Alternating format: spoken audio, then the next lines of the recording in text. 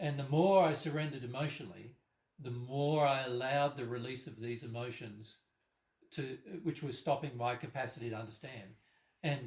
But I only realized these things afterwards. Like, I'm describing it after the fact to you. And when you're going through it, it's not like that. It's just like, oh, I feel like I need to cry, so I'm going to have to cry. Do you know what I mean? It wasn't, I didn't even know what I was going to cry, what I was crying about half the time. Sometimes I did, other times I didn't. Usually if I knew what I was crying about, oftentimes I was in an effect. And it was only when I didn't know what I was crying about, oftentimes, that I was in the cause, you know. But sometimes that wasn't true. But for the majority of times, the effect is I was having a tantrum for a while, you know, crying about some things that I've sad about, that I knew about, and they were really just tantrums until I got to crying about some things that were the cause of those tantrums, which were the avoidant, which let go of the tantrum as well. But I just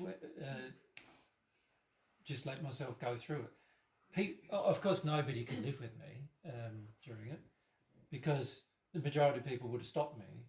If my family knew how much I was crying, they would have chucked me in a psych ward, yeah, for sure, you know. Yeah. Al?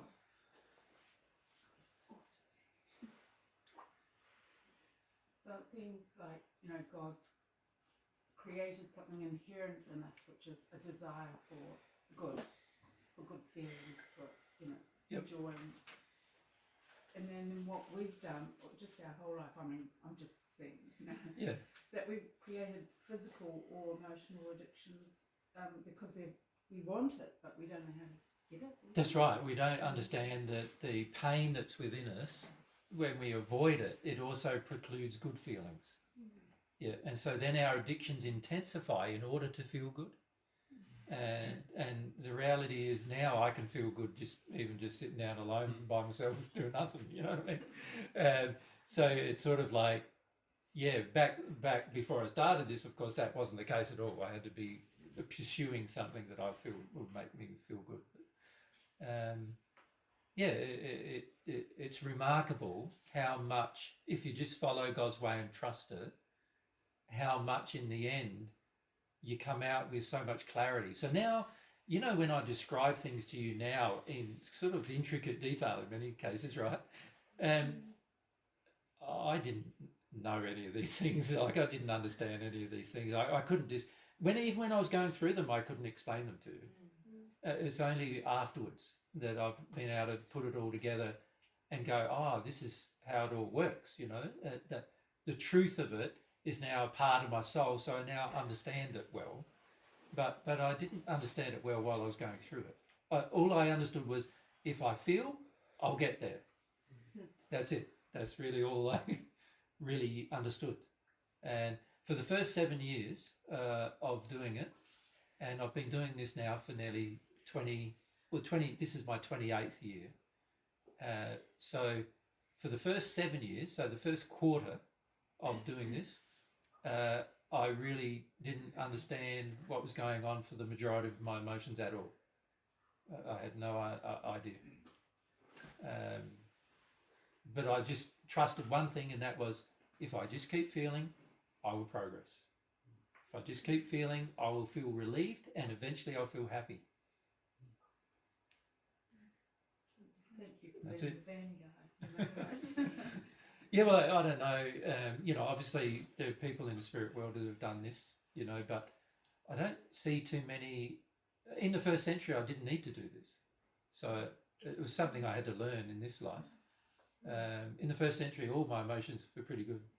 I didn't have many bad emotions, even when I was being abused and attacked. And sometimes, you know, like, I had some pretty bad things happen to me in the first century. You know, sometimes I was being tortured and whatever. I didn't feel that bad, even during those times, because I never felt bad about myself in the first century time period. But in this life, it's been completely different. And so I had to learn that and trust that. Just got to feel my feelings. No matter how bad they are, just got to go through them. Yep. And nowadays, like, it's what I find remarkable about it is that things change around me just by me going through my feelings. And even Mary, you've been a testament to that occurring, haven't you? Observing me go through certain feelings, and then people just change around me from being nasty to being nice and all sorts of things. Yeah. Just because it's your soul that creates the attractions, not your intellect. So once you go through the feelings, things change around you quite a lot. And yeah, it's just amazing sometimes to me still how all I got to do is feel some things and some things change. Yeah. It was really weird with this recent thing with the company that tried to rip me off with the server. Yeah, because for the first week or two I was really quite sort of upset and angry about the injustice of it all and everything, and then I just thought, oh, I'm not feeling again, so I just started feeling about it, and ironically, once I started feeling about it, the people started sending me emails to want to address it. Before then, they were just completely ignoring me, like completely ignoring me, like as if I wasn't there. I'd send in lots of emails and nothing, no response, nothing. But then as soon as I started dealing with it emotionally, all of a sudden people start, and eventually this CEO of the company, which is like a multinational, they've got tens of thousands of employees, contacted me. You've got to speak to the manager. Yeah, and the sales manager of the entire country in Canada as well. You didn't speak to the CEO. She spoke to the CEO. No, but he gave it some attention, you know, and he wanted to. He actually said via her he wanted to know from me what was going on, and so I had to send a summary and everything. But none of that happened without me feeling some stuff first. Yeah, and I was utterly convinced at that stage that, and they were going to just ignore. They in fact had sent me a bill already for 13,000 Canadian dollars. Yeah, it was so unfair. Yeah. Given it was only like. Anyway, once I started connecting to it and I released a lot of feelings about it, I had a few nights crying, didn't I? And then released a bit, and then I realised I was a lot calmer about it. And no, there is a principle here, and so I just focused my attention on the principle with my emails to them. And there's many times when they tried to manipulate me out of the principle, but by this stage I dealt with a lot of my feelings. Yeah, it's just strange. Thanks. Just want to share a similar experience, not that dramatic, but when we was seeking the tourist visa for Australia, and I got hers, and there were weeks after week, and I didn't get mine, and I thought, what the heck is going on? I'm not getting it. Yeah. And then I went down to the cellar and had a cry. Yeah. And when I came up, I looked at the mail. There it is. Yeah. No, I've had many experiences like that. That things have changed around me after I felt. Yeah. But also, I've changed. Like now, I understand things. And I also now am very quick at understanding people's feelings, and very quick at understanding even what they're trying to say when they don't know what they're trying to say, and all that kind of stuff. Like back then, it was impossible for me to do that. It was like before I started with my feelings, I couldn't do any of that. I was just, I would take everything at face value back then. Everything presented at me, I'd just listen real carefully and try to work it out that way, you know, and I could not sense a person's feelings. So now I can describe to Mary exactly the feelings that she can't feel, right? And you can connect to them after I've done it, can't you? But back then I was like, I couldn't do that. I wouldn't have a clue who I was living with felt, you know. I didn't even have a clue what I felt. Like, that's how crazy it was, you know. Yeah.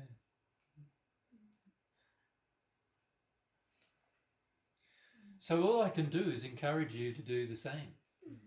Yeah. And when you think about it, it is the definition of humility, isn't it? Yeah. So, you know, these teachings that I'm sharing with you about humility, and these all came from these experiences of realizing things. And the more I've been able to receive God's truth, also the more I've been able to remember. I couldn't remember much. I couldn't even remember this life, anything below when I was 12. I couldn't remember any experiences below when I was 12. I couldn't remember what we did, how our life was led. Now I can describe to Mary what happened when I was 2 or 3. But I couldn't do that then. I didn't remember any of it. Yeah. Di? And did you teach these same 5 principles in the first century? Yeah. So you taught them in a similar way to what you're teaching us now? No, better than what I'm teaching them now. Because I'm not yet in... Well, there were 2 phases of my teaching in the first century. I started teaching other people when I was about 24 in the first century. So I wasn't yet at one with God, but I didn't have a very deep understanding of how emotional everybody was and how their injuries were affecting them so much. That's what I was wondering. Does that make sense? Yeah, because you wouldn't have known how. But after I became at one with God, I understood those things. Yeah. It makes sense? Yeah. You don't have to experience something yourself to understand them once you're at one with God, because God understands them and God can share the understanding with you. But I didn't have it through personal experience. In this life now, I've gained the personal experience of coming out, of getting out of sin, really, and how tricky and difficult it is, because that's not what I experienced in the first century. But I did understand why it was difficult for others, because God had shared with me why. Does that make sense? But now it's been a personal lived experience of why, which is different than God sharing with me why. Make sense? Yeah. Yeah. So in a lot of ways, Mary knew more about why people found it difficult. Once she became at one with God, she knew more about why, because she'd lived the personal experience of why. Whereas I sort of hadn't lived that personal experience of why. Yeah. But now I have, solidly. Yeah. Yeah. Sandra, and then Seth. I'm just wondering, Jesus, like when you were like in your stages of development of your humility, was it fundamentally also because you didn't have a very selfish, you weren't a very selfish person, as in like you had, you know, in how your character was? Did that influence your willingness to desire that truth? Probably partially.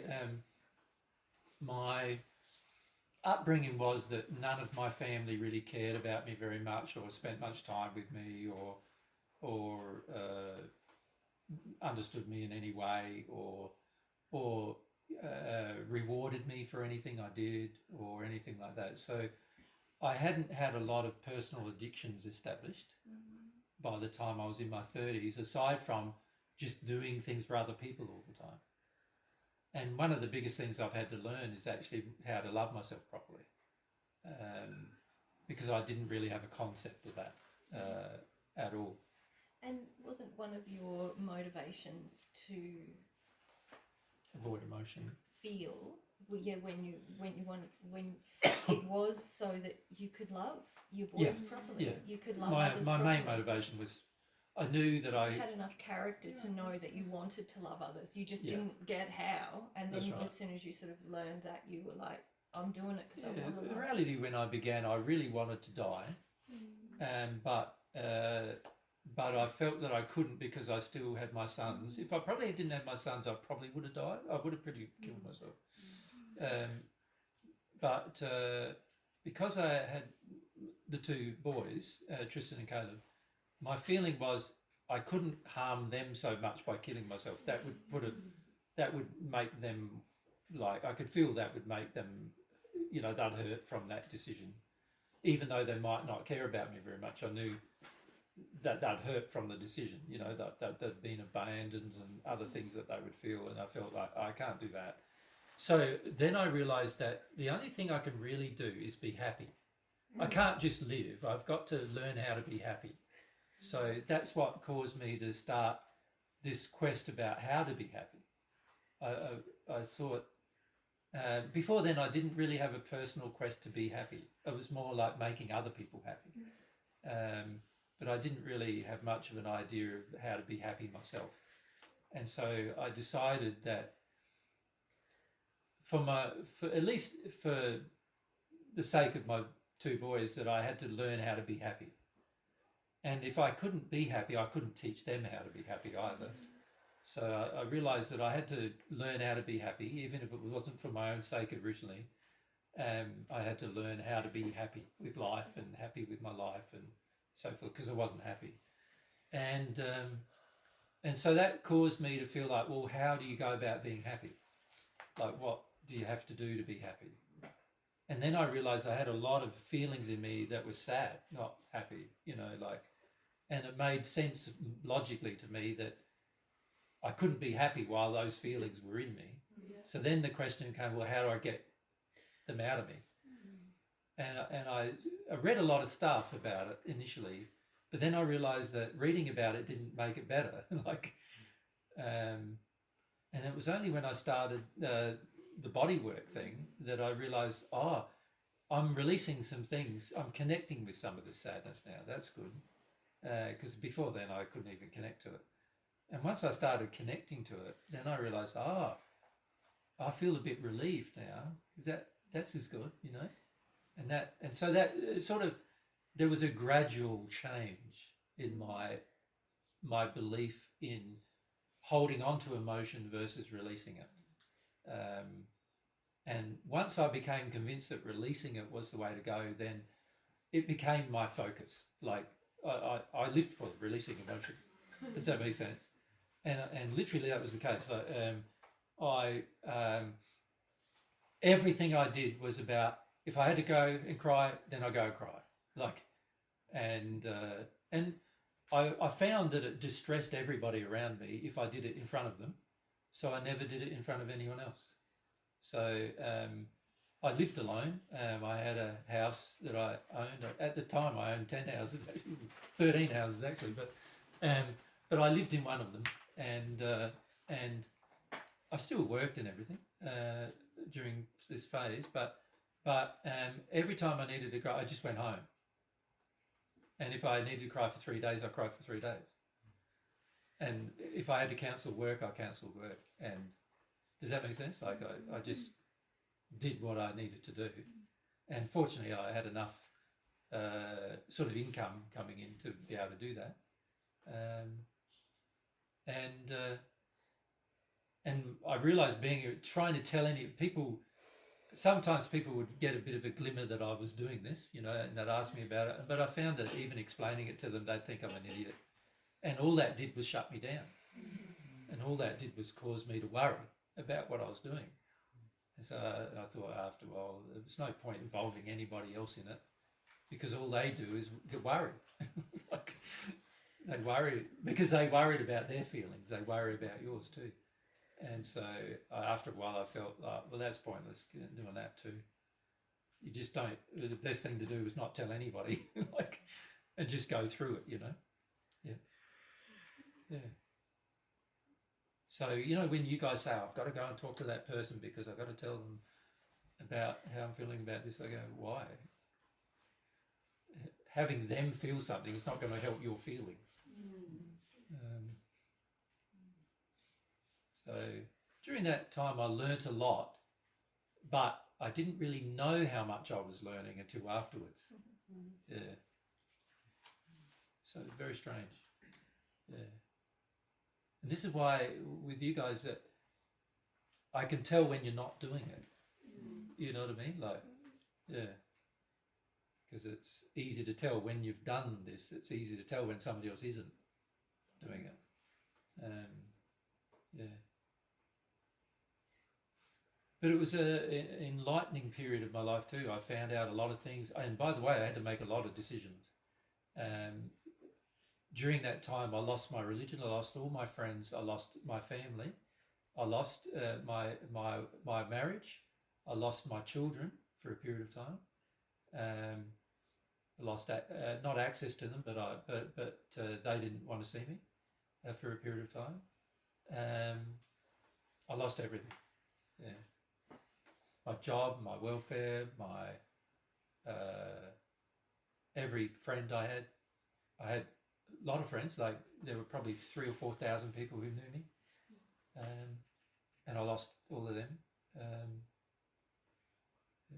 find it amazing that even though you were going through these losses, you're still so convinced that this is the way. Yeah, well, the conviction made me feel that it doesn't matter what losses I had. This was the way forward, you know. Yeah, like this passionate, like so passionate and dedicated. That's what just like really. Not only that, if you lose something, it means you never really had it in the first place. Is what I realised too. That you know, a lot of the relationships I lost, they weren't really relationships in the first place. All the friends I lost weren't really friends in the first place. And yeah, and I often think about the people who were my friends now. Even I often think about it. Some of them have passed actually, and I've spoken to them since. And there's some who are still lined up waiting to talk to us actually, who have now passed, who would like to talk to me about all of that time period of my life, and you know, their decisions and choices. But yeah, for me it was like, well, this is the only thing that's bringing more happiness, and so I've got to do it. And when I say bringing me more happiness, obviously I went through a lot of sadness to get to that happiness, but also like I said to you, I wasn't scared anymore of feelings. I was when I started, I was like panicked about feelings. Now it's like feelings are just like little things, like ants. Like I said to you last week, ants. You know, divine God's universal truth compared to my emotions is ants' emotions. God's universal truth, giant emotions. You know, my feelings, ant emotions. You know, like. But when you're going through them, they don't feel like ant emotions. They feel like terrible. You know, and you've got to get used to feeling terrible. Ironically, the faster you get used to feeling terrible, the less you feel terrible. It's such a paradox, isn't it? And as I was going through these different things, new truths started coming to me then. And that was during that time, before I reconnected with God. During that time, I realised that God still cared about me. Even though I hadn't reconnected yet, I had a period of time before the time where I wanted to kill myself, that I thought God hated me. And I thought everybody hated me, God hated me. I was told by everybody that I was doomed to eternal destruction, because that was the religious upbringing I had. And I felt I was as well. Yeah. But again, it's just a feeling that I needed to feel. And once I went through the feeling and came out the other end, I realised, actually, no, that's not true. God does love me. And I actually realised as well that God actually would love all of his children, even if his children have no desire to listen to him.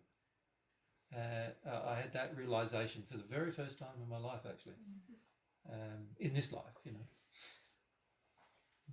So there's a lot of truths that came to me. Part of it made it a bit easier that I already knew them in my soul. But so when a truth came to me, it was pretty solid when it came. But without the emotional work, none of it would have came to me. Yeah. And the only reason for me describing this to you is so that you learn to have some confidence in the process, you know. So I don't have a need to describe it to you to make you feel sorry for me or sad for me or anything like that. It's more just, this is the process that you have to go through. Everyone has to go through it. If you want to have a connection with God and with God's truth, you will need to go through it. You need to get to a stage where you surrender emotionally to everything that you feel. And at the beginning, it can be pretty scary because you most of what you feel is bad. Yeah. And during that stage, I remembered my torture from the first century. I was tortured 4 or 5 times in the first century. I remembered those. There were a few murder attempts on me in the first century. I started remembering them. I had no idea what these memories were about because I didn't know who I was at this stage. So I just had these memories that started appearing to me. And I went through the memories like as if I was tortured. I went through the torture and went through the feelings. This was before I knew who I was, by the way.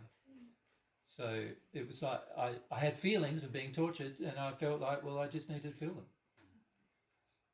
Does that make sense? Mm-hmm. Yeah. I remember how I was tortured and just needed to go through them. And yeah, so I didn't even understand that. I didn't understand that. That to me was crazy. Like, why was I having these feelings when, there's no scars on me where I was tortured now. But I actually started feeling at one point that it would happen to me somehow in this life. That's how I felt for a period of time until I realised that's not true either. And then I started having some doubts about the whole process, and I go, well, and the thing that got me over my doubts was the fact that I'd let go of a lot of things previously using the same method. So I thought, well, even though I've got doubts about this torture thing, I need to just feel what it's there, so I need to feel it, So I felt it. And nearly 3 years after that, the feelings of those things, I realised why. 3 years before I could actually face my own identity as a feeling, And once I started facing my own identity, which was probably the hardest thing to face, that I had to face of all the things that I've done, and I realised why I had all those torture things and all those other things that happened. Yeah.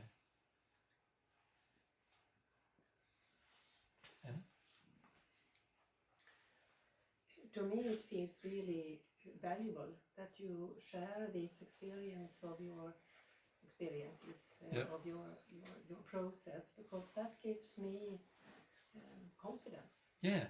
It feels really good that you do that. Yeah. I feel the real confidence comes when you do it yourself, though. Yeah. Up until then, it's sort of just a theory. Mm-hmm. And it's not until you do it yourself and you do it regularly, like all the time, that you start realising, everything in my life's changing very rapidly now. And I had to make choices, like, as well, in harmony with morals. Because, like one of the choices I had to make was I could feel I no longer love my wife, and my teachings were that I could never leave her. So I had to come to and by leaving her, my family and my friends and all of my religious life, they were all going to shun me. They were all going to. In fact, they treated me as if I was already dead. So they'd walk past me in the street and not even acknowledge me, and my family would do the same, not even acknowledge me. I wouldn't respond to any of my phone calls. Wouldn't talk to me, and wouldn't acknowledge me in any way, like publicly or privately in any way. And it triggered a lot of feelings, as you can imagine, of rejection, but also it got rid of a lot of feelings about needing people's approval and acceptance, and a lot of these other things as well, So, and it also caused me to change my viewpoint of what a family is, actually, as well. And so all the things I'm teaching you were learnt by going through these emotions, and then God's truth about these things coming to me afterwards, as emotional states, And so, yeah, it was a very powerful experience. But one of the things I realized is you don't really appreciate it until you go through it yourself. It's not everything to do with the soul. You have to go through yourself.